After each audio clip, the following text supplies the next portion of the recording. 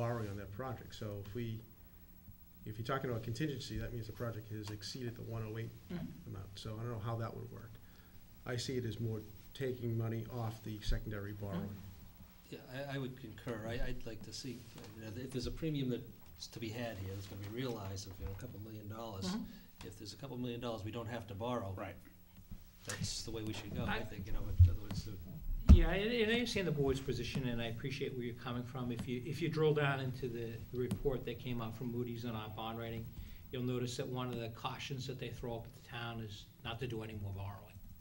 So my thought is, before we cast in concrete our direction with the bond premiums, we just consider the fact that perhaps it's a way of funding future capital projects that we don't have to borrow for. I could never support that. Oh, I understand. I mean, it's my job to bring that before you and give that to you as an option. Okay. And let you know that that's an option, that in the future we will be severely hamstrung in terms of being able to approve additional borrowings, and this is potentially a source for borrowings going forward. But I think we all, I'm sorry, I thought we all knew that going into the school project, that oh, we do. we were gonna be limited on that, so. And I mean, this is different, this was never part of the equation, so I don't see why it, I think what the chairman is recommending is, shouldn't have a problem, shouldn't have a bearing on anything, because since we've already had planned that, we'd have this limitation set on us. Just keep in mind that that decision doesn't need to be made today, but it's considered to be general fund revenue. So what will happen is, from an accountant's standpoint, and Liz will correct me if I'm wrong, I'm sure, is the money will roll into free cash. So when we have our free cash certified in the fall, that amount will be included in free cash. We will have to vote that money out of free cash in some capacity toward the project, or however we wish to do it at that time. But that's how it's handled. It's handled actually as general revenues to the town. We're within 6 weeks of the close of our fiscal year, so it will be considered to be an amount of money that closes out to available funds at the end of the fiscal year, and any transfers that will be made from free cash at the October town meeting. All right, so, it's not available at town meeting, but it's gonna be available before the end of fiscal year.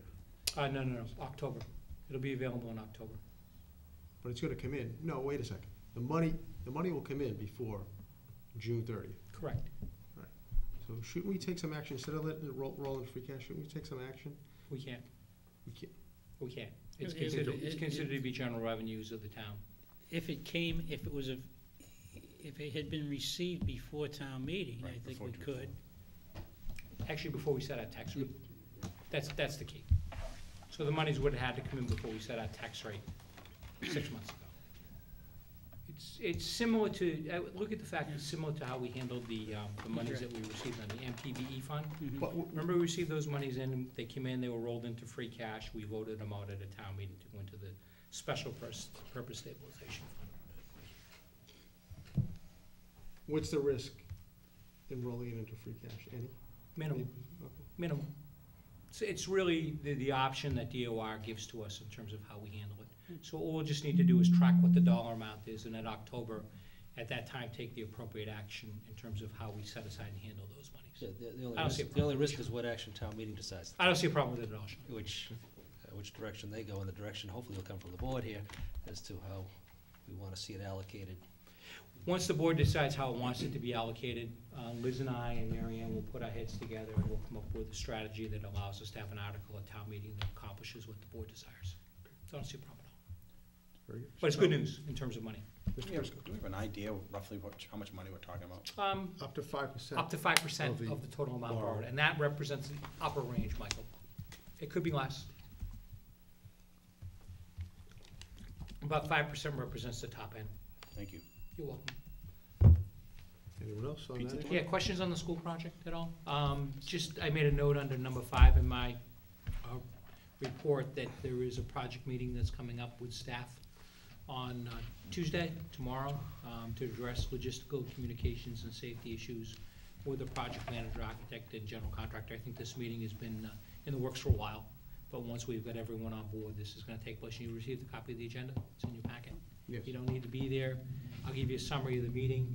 Any board members that certainly wish to attend are more than welcome to, but we'll give you a summary as a result of the meeting, what takes place tomorrow morning at 10 a.m. Okay. Any questions about the school project at all? I think we're moving along pretty well. The PFA has been signed, which is the project funding agreement, so all the legal documents are in place right now. The general contractor is on board. They're working, as you know, as the CM at risk, which means that contract builds and grows over a period of time. I've had communication with the project manager in terms of how we handle these little contracts that are outside of the general bid. The little contracts are gonna be like moving the modulars. We'll follow what the law says. The law says for anything over $25,000, we bid. Between $5,000 and $24,999, we get 3 quotes, and anything under $5,000, we use sound business practices. So that'll be the procedure that we follow with anything that's outside of the scope of the general contract. And I've asked that the project manager keep me informed and have me sign off on any and all of those documents, and that they be authorized by a vote of the SSBC. Mr. Misery? Because we're going forward with the construction manager at risk, why are there separate side projects like moving on the modulars? It's a good question. Is that just a timing issue? I could probably answer that. They're called early bid projects in order to move the project forward. So, like TA had said, moving the modulars, putting a roadway in so that construction vehicles can have an area to park, have a lay-down area for materials, so there'll be some tree clearing and so forth that goes on from essentially from when school gets out to the fall when the bid package goes out for the remainder of the project. So in So other we words, don't lose anything that 6 has to months. be done prior to the bid package going out Correct. and So they can take being it, approved. so they can take advantage of the summer months too, so we won't lose that Okay. timeframe. Thank you. If you'd allow me to move to number 2 on my list, which is just an update on state aid. As you know, the Senate has released its numbers for fiscal 2013 state aid. The amounts for both Chapter 70 and unrestricted aid are consistent with our revenue estimates going into town meeting. There are no revisions to our revenue plan that are necessary based upon the Senate aid amounts. That's good news.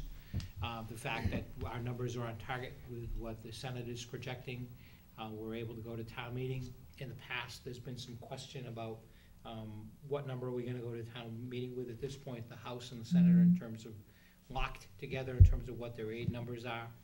We've put those numbers forward in our revenue plan. I don't see any reason why we have any problems at this point. In the Senate bill, unless I've misread it, they're fully funding the circuit breaker. Mhm. So could you put that on the agenda for the financial planning team meeting? Excellent.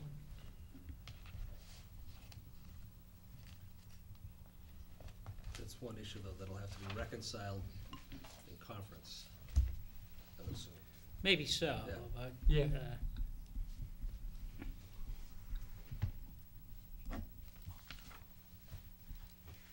Any further?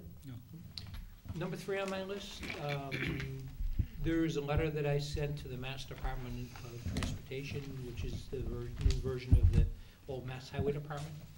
And it's supporting construction of a permanent emergency access from Randon Terrace out to Route 125. That is the subdivision that's being constructed out in that area. This access is critical for the Martins Pond area due to periodic flooding that takes place, as we all well know, along Burroughs Road and Lakeside Boulevard. The access would be funded by the developer. The developer is not the party that the town is involved in litigation with. So this is a different development with a different developer, and the access is in a different location. Actually, if you go along Route 125, you actually can see the clearing for the new roadway is very close to the highway. So it's a little bit further, excuse my sense of direction, a little bit further to the west than the existing access that exists right now over private property. And this is really important, and I don't want to minimize the fact that it's important in terms of that when there is flooding, this is the area that allows the town and the residents access to these properties, and there's upwards of 100 properties that become landlocked based upon the flooding that's in this area. So the work would be done entirely through the developer. We need Mass DOT permission to gain access to a limited access highway, which on paper sounds really easy and really simple, but it's not, because Mass DOT has a number of different rules in terms of what they want. So. And Would they be closing the current access? Correct. We Yeah. would close and cease the current access. The current access is a little bit difficult because it requires the vehicles to traverse, I think, parallel to 125 for a little bit of a distance. So this would cease, and this would be permanent dedicated access. The land is already owned by the town.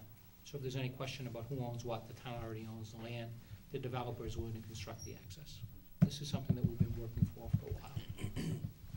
Who is the developer of this particular development? I didn't ask that question. Because I assumed it was the same. It's not. It's not. There's a different, the other developer is, Petrosino's the other Yes. developer. yes. And that's off of Flash Road, Okay. Right. yes. Okay. Yeah. So we'll keep our fingers crossed. Some good news. I think I had reported to the board at its last meeting. We did receive the monies in from FEMA associated with Hurricane Irene, which was in August of 2011. Liz reports that there was $28,000 that was reimbursed to the town. And in accordance with accounting practices, those monies go back to the departments that incurred the cost. Presently, some of those departments would be running at a deficit. So you have a breakdown of how those monies were distributed between police, fire, and DPW. There's a report that was produced that is in your listing. You'll see that the town incurred about $42,500 in expenses. Eligible costs were determined to be $37,275, of which we then received 75%. The biggest portion of the monies, as you can see, are divided between the DPW and the police departments. I'm going to defer discussion on item number 6, if you would allow me, until we get into the warrant article hearing, the informational hearing, because it is relative to the capital article that's on the warrant. Thank you. Thank you. We have 3 minutes before our audit report presentation. Think we could possibly do item 10? I do. Item 10? I do. Item 10 was brought to my attention by the board, a board member, concerning formalization of appointments, Board of Selectmen designees to the wastewater subcommittee.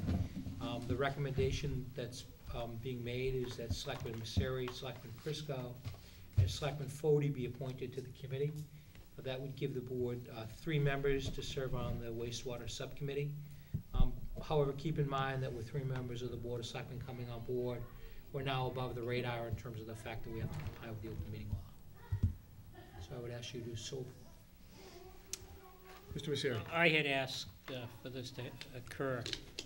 The thought being that, as Greg has alluded to, is that this is not the wastewater committee. It's basically a subcommittee of the board to work some of the internal issues. And since Mike and I have been meeting with the Carnival and other members of the organization associated with trying to move the wastewater project forward, and Mr. Fode being an individual who has a lot of experience in that area, we thought it would be a good idea for him to join us.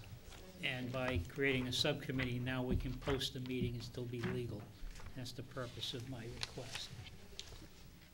I think it makes sense to do so, given your expertise, Michael's involvement, and Mr. Fode's expertise with water and wastewater, membership in the MWRA board, so. Someone's gonna have to take notes, though. Joe? No. I think they'll delegate that to the guy at the end. Bob's idea, okay.